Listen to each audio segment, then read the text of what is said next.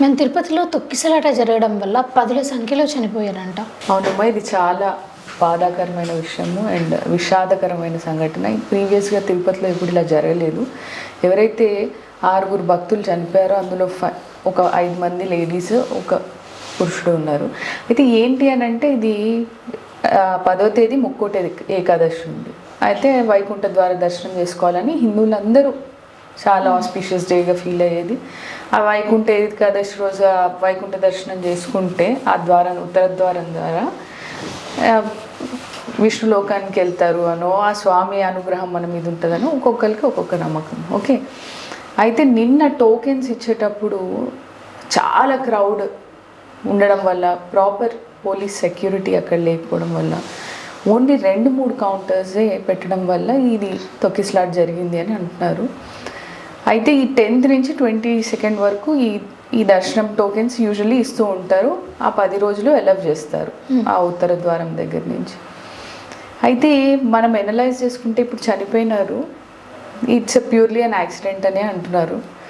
అది యాక్సిడెంట్ అయినా కానీ ఇంకేదైనా కానీ ఎవరు కావాలని చంపారు, it's an accident, even I agree. కానీ ప్రభుత్వం కానీ టీటీడీ కానీ ప్రాపర్ అరేంజ్మెంట్స్ చేసి ఉండాల్సింది. ఇట్లా క్రౌడ్ వస్తుంది అని ఎక్స్పెక్ట్ చేసింది, ఇది ఊహించిందే. ఆబ్వియస్గా తిరుపతి వైకుంఠ ద్వార దర్శనం కోసం విపరీతమైన హిందూ క్రౌడ్ వస్తుంది. వాళ్ళని ఎలా కంట్రోల్ చేసుకోవాలి, ఈ టోకెన్ జారీ సిస్టమ్ ఎలా పెట్టాల్సింది అని అంటే చాలా మల్టిపుల్ అవుట్లెట్స్లో పెట్టి రోజుకు ఒకవేళ 1,00,000 టోకెన్లు ఇస్తున్నారు అనుకోండి, 10,000 చొప్పున ఒక్కొక్క దగ్గర అలా అరేంజ్ చేసి ఒక 10 మంది సెక్యూరిటీ ఎవ్రీ క్యూ కాంప్లెక్స్ దగ్గర ఎక్కడైతే టోకెన్స్ ఇస్తున్నారో అలా పెట్టి ఆర్గనైజ్డ్గా ప్లాన్ చేస్తుంటే బాగుండేది. సో ఇది అన్ప్లాన్డ్గా వెళ్ళింది.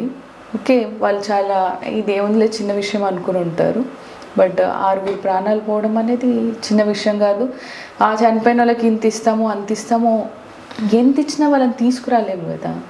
సో ముందే అరేంజ్మెంట్స్ చేసుకుని ఉంటే ఇట్ వుడ్ హ్యావ్ బీన్ చాలా బాగుండేది. ఈరోజు ఈ పరిస్థితి వచ్చి ఉండేది కాదు.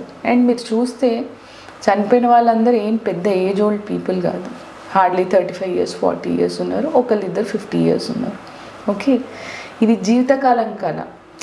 ఇప్పుడు ముస్లిమ్స్ ఎలా మక్కాకి వెళ్ళాలనుకుంటారు, ఓకే, క్రిస్టియన్స్ ప్యాలెస్తీన్ ఎలా అనుకుంటారో, హిందూస్ కూడా ఈ వైకుంఠ ఏకాదశికి ఉత్తర ద్వార దర్శనం చేసుకోవాలి, వెంకటేశ్వర స్వామి దర్శనం చేసుకోవాలి, లేదంటే మానస సరోవర్కి వెళ్ళాలి. ఇట్లాంటివన్నీ వాళ్ళ డ్రీమ్స్ ఉంటాయి. జీవితంలో ఒక్కసారైనా ఇది చేయాలి అని, ఇలా దర్శనం చేసుకోవాలి అనేది. ఓకే, ఎప్పుడైతే ఇది కామన్ పీపుల్కి ఇక్కడ హైదరాబాద్లో ఉన్న టెంపుల్స్లో కూడా చాలా ఆర్గనైజ్డ్గా ఒక క్యూ పద్ధతి పాటించి చాలా అరేంజ్మెంట్స్ చేస్తారు ఫర్ డిఫరెంట్ సెక్యూరిటీ రీజన్స్. ఇట్లా తొక్కిసలాట జరుగుతుందనో అన్ఎక్స్పెక్టెడ్గా ఒక్కోసారి ఎక్కువ క్రౌడ్ వచ్చేస్తుంది. ఓకే, సో ప్లాన్డ్గా ఇప్పటికైనా దాన్ని ఎలా టోకెన్స్ ఎలా ఇవ్వాలి, నెక్స్ట్ గోయింగ్ ఫార్వర్డ్ ఈ 10 days కూడా ఇవన్నీ ప్లాన్ చేసుకుంటే తప్పులు అనేవి జరుగుతాయి. దాన్ని మళ్ళీ మనం దాంట్లోంచి నేర్చుకొని రిపీట్ అవ్వకుండా ఉండాలి.